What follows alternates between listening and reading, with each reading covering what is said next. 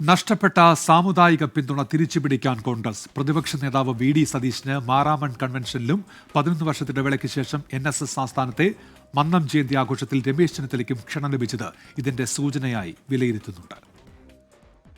കോൺഗ്രസിൽ നിന്ന് ശശി തരൂർ മാത്രമാണ് പ്രസിദ്ധമായ മാരാമൺ കൺവെൻഷനിൽ പ്രസംഗിച്ചിട്ടുള്ളത്. രാഷ്ട്രീയ നേതാക്കളിൽ സി അച്യുതമേനോനും പമ്പാമണപ്പുറത്ത് നടക്കുന്ന കൺവെൻഷനിൽ സംസാരിക്കാൻ അവസരം ലഭിച്ചു.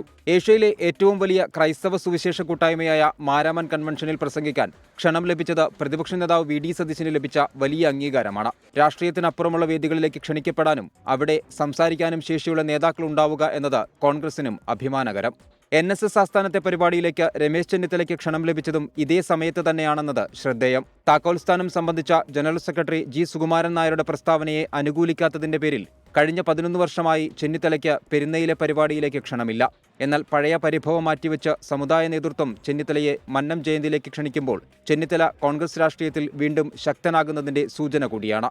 നിയമസഭാ തെരഞ്ഞെടുപ്പിന് 1 വർഷം ബാക്കി നിൽക്കെ സാമുദായിക പിന്തുണ പ്രകടമാകുന്ന ഈ നീക്കങ്ങൾ കോൺഗ്രസിന്റെ ആഭ്യന്തര രാഷ്ട്രീയത്തിൽ എങ്ങനെ പ്രതിഫലിക്കുമെന്നതാണ് ആകാംക്ഷ.